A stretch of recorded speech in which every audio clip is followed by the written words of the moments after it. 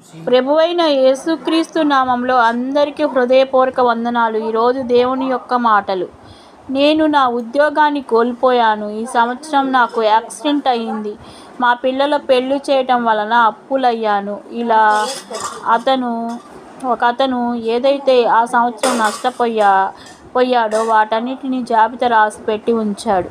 అతని భార్య వచ్చి ఏవైతే తను రాశాడో వాటి ఎదుట ఈ సంవత్సరం ఉద్యోగం కోల్పోయినప్పటికీ కూడా తినటానికి ఎలాంటి ఇబ్బంది కలగలేదు. ఈ సంవత్సరం యాక్సిడెంట్ అయిపోయినప్పటికి కూడా ప్రాణాపాయం కలగలేదు. ఈ సంవత్సరం మా పిల్లల పెళ్ళిళ్ళు ఎలాంటి అవరోధాలు లేకుండా చేయగలిగామంటూ అతను రాసిన వాటన్నిటిని ఎదుట రాసిపెట్టి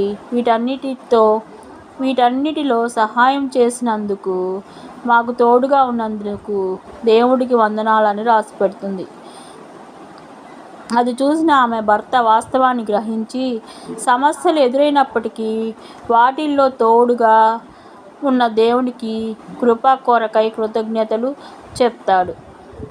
కరోనా వైరస్ వచ్చి ఎంతోమంది ప్రాణాలు కోల్పోయారు. ఎందరో తమ వారిని కోల్పోయారు. ఉద్యోగం కోల్పోయారు.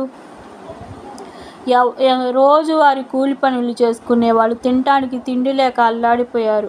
ఎంతోమంది ఆహారం లేక, తమ భార్య బిడ్డలను పోషించలేక కుటుంబాలు ఆత్మహత్యలు చేసుకున్నారు. వరదల్లో ఎంతోమంది రైతులు తమ పంటను కోల్పోయారు. ఏదో ఒక సమస్యతో ఎందరో మరణిస్తున్నారు.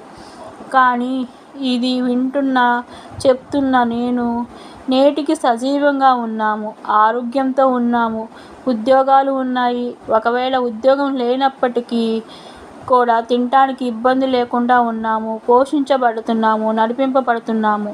ఇబ్బందులు పడిన వారికంటే, మరణించిన వారికంటే మనమేదో గొప్పవారమని కాదు, వారేదో చెడ్డవారని కాదు, బ్రతికి ఉన్న మనం చెడ్డవారమని కూడా కాదు. కానీ దేవుడి ప్రణాళిక చొప్పున నేడు నేను సజీవంగా ఉన్నామంటే ఆయన కృప. కాబట్టి ఒక్కసారి ఆయన వీటన్నిటిని బట్టి దేవునికి హృదయపూర్వక కృతజ్ఞతలు చెల్లిద్దామా? దేవుని వాక్యం సెలవిస్తుంది, దేవుడు చేసిన ప్రతి విషయమై కృతజ్ఞతలు చెల్లింపమని. ఇట్టి సేవ మనకు యుక్తమైనదని, దేవునికి ఇష్టమైనదని.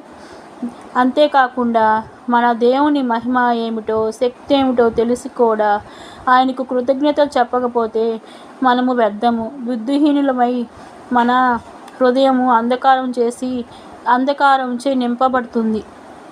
కాబట్టి